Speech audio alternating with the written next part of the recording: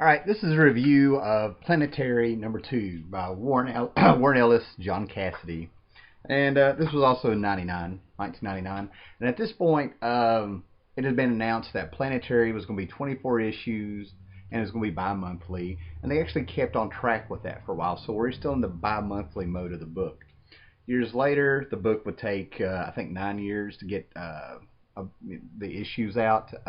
And it would be expanded beyond 24 issues because of basically things like 9/11 happened indirectly, which had John Cassidy getting other projects through Marvel, Warren Ellis having illness and other projects and getting back up and stuff like that. All sorts of things were coming out at the time, and all the while everybody was asking about Planetary, right? Because it was stories like this that started hooking people. The book really, to me, #2 that I'm showing you, Island, was the one that I heard people talking about. I wasn't collecting Planetary yet, you know. So Planetary #2, it delves into the genre of 50s monster movies. It's more based in Japan. We're now in the Asian culture, as will issue 3, Dead Gunmen, I think that's what it's called. And before I get into the review, you know, it's not a disclaimer. I'm just going to kind of tell you, you know, I'm a fair weather fan of this genre and of what you know, anything of an Asian culture and stuff. You know, I pick and choose. I'm not a big fan of you know, Japanimation and things like that, and manga and stuff like that. Yet when there's something like Studio Ghibli that comes out, or Battle of the Planets, or you know, something solid, the movie Metropolis, episodes of Astro Boy and stuff, you know, I'm right there, you know, but I'm not deep into it, you know. But this is really cool because like it continues exploring things that have you know, influenced comics. You know, that's the theme here. We're exploring genres, and at the same time, this story, Island, is more or less an excuse to not only have something very cool and have a very cool adventure for our characters to show what they can do, man. It progresses the subplot that's going throughout the series. It builds on the characterization of what's going on with these characters and what they can do, and building up that tension and that mystery as Elijah Snow is still taking everything in, and very, you know, he's being very skeptical about what is Planetary, why we're here, why are we here, who's funding this and stuff, right? Now this is the issue that a lot of people were really hooked on when I heard them talking about Planetary, because it's just freaking cool. And as the story progressed, as other issues come out, you know, there was quite a few excellent issues that just kept up the standard, right? When it comes to me, you know, this story, Island, you know, it's Godzilla, okay? It's the notion of Godzilla, you know, movies in the 50s. If you know your Godzilla movies, and I don't know what the Japanese word is for, you know, giant monsters, you know, there's a specific rim the movie, and this genre keeps moving forward. You know, people are becoming a little bit more knowledgeable of how to, you know, the terminology that's actually gone with this thing, you know, with this whole genre that this explores. You know, I have Godzilla versus the Thing, and Godzilla that has Monster Zero. Now, Monster Zero and Godzilla and Mothra and a few other things are referenced in this book, right?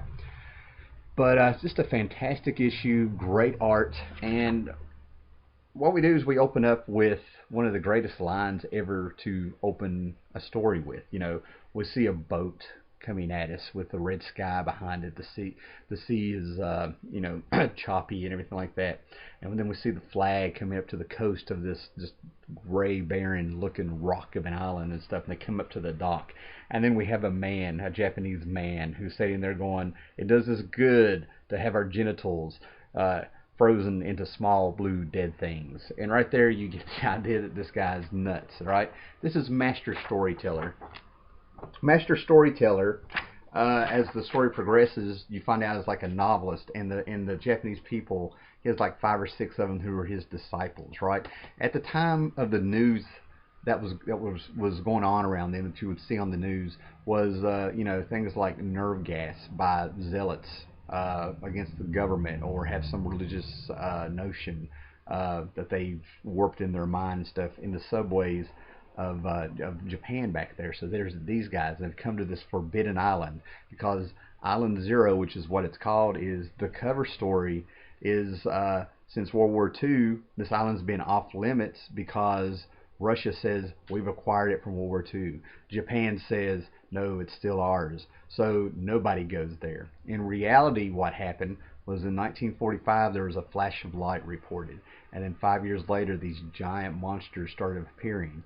But they never left the island. They never bred, and no more. They never, it was just a big secret there. They never, nobody really knew about it, and they kept it a secret. And they've stationed guards there. Okay. So what happens is that Elijah Snow and the drummer and Jaquita get called to the Planetary office of Japan, and we're right there in the culture. We're right there in the city. And I think they're in Tokyo or something. Doesn't really say. We find an operative who runs that office of Planetary there, and he sizes up Elijah Snow. And Elijah Snow, we come to find out, can speak Japanese. Then he reveals, "Oh, I learned it in 1925." It's the journey, folks. It's reading how all this unfolds and stuff. And then we go back to Zero Island, Island Zero. And what we have is the husk of Mothra. After finding out the drummer and his abilities of being able to talk to machines, it turns out that he's an anti-surveillance device. And you have a safe zone of 5 meters where no surveillance equipment can work, or perhaps he can detect them. So that's the only reason that Island Zero is even being talked to about to Planetary, because it's such a dangerous place. And again, it's called Island Zero, and there's Monster Zero, I believe. The three-headed, skeletal remains of a beast, a giant monster that they're all looking up at. And of course, our master storyteller is reading this like, we are in hell, and we're meant to be here, and these are gifts and stuff. And then they find a very Godzilla-like monster that they walk into. And they're stepping in there, and Master Zero is demanding that everyone eat the flesh when these guards appear. And to escape the guards, he fires a gun into a canister of nerve gas. And that's when you realize these are the bad guys. Instantly killing themselves, instantly killing the guards, and Jaquita Wagner goes into action and tells Elijah Snow, "Keep up if you can, as best you can." And we get to see that not only is she like super strong and slightly bulletproof, a little bit invulnerable there, non-vulnerable if you will. She's also extremely fast. She's there in no time. And again, and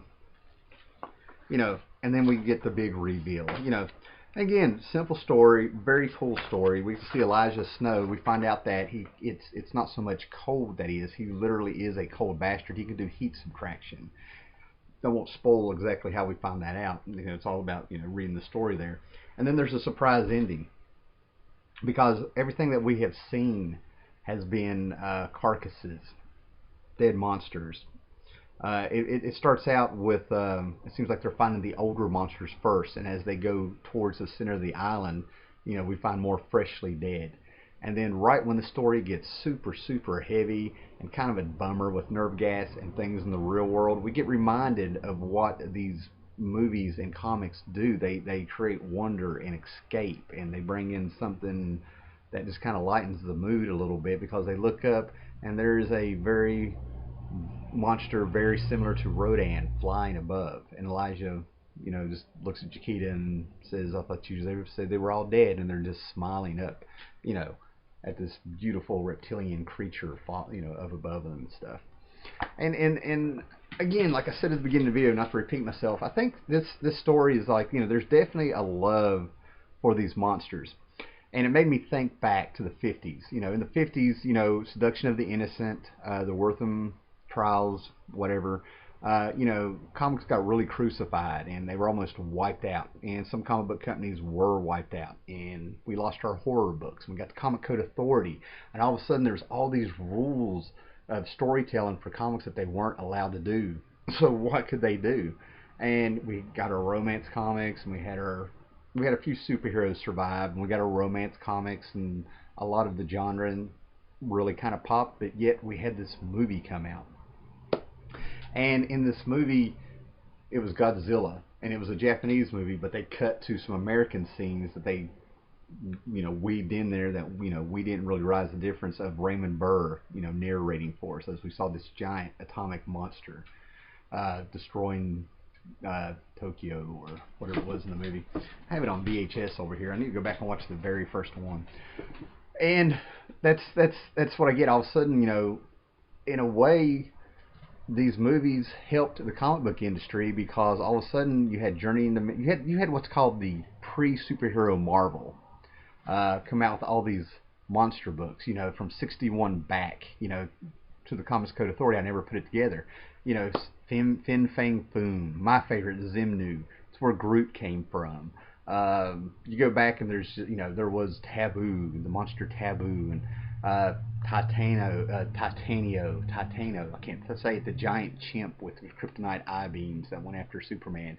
All these monsters started popping up. Even with the Fantastic Four, that was the first superhero book from Marvel for the Silver Age, the one that popped in Marvel Universe, they had an out. The whole reason the Thing was really a monster is that if this failed, they could still say, oh, it's still a monster book.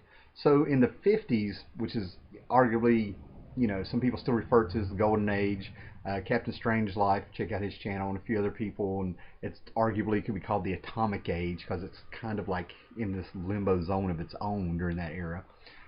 It really sticks out there where it's just a fun time, and these are fun, goofy movies that are, it's a man in a rubber suit stomping on miniatures, is what it comes down to. Yet it is so freaking epic and so freaking cool, and Godzilla, more or less becomes the hero, defending us from other monsters. We need him. Japan loves him.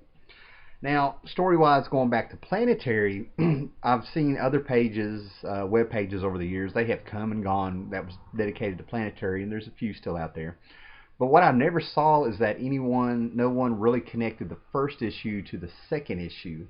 In the first issue, Doc Brass and the Pulp Heroes open up the snowflake that led to the bleed, that leads to the multiverse, that leads to all these other dimensions and things coming in. Well, this takes the light that they said that people saw on this island happened in 1945. I don't know, maybe a day after Hiroshima or something like that, right? So the story is connected by a thin thread of keeping it flowing by the year 1945. It's just part of, the more you read Planetary, the more you kind of see things, and it's up to you to decide, does this mean something, does it not, will it ever be answered? Probably not, but that's the fun of Planetary. And again, like I said, it's also just a single issue that's fun, and it's about monster skeletons. Big, gigantic monsters. Awesome stuff. Alright, check it out, watch it, and be looking for Planetary number 3, which I think is called Dead Gunmen.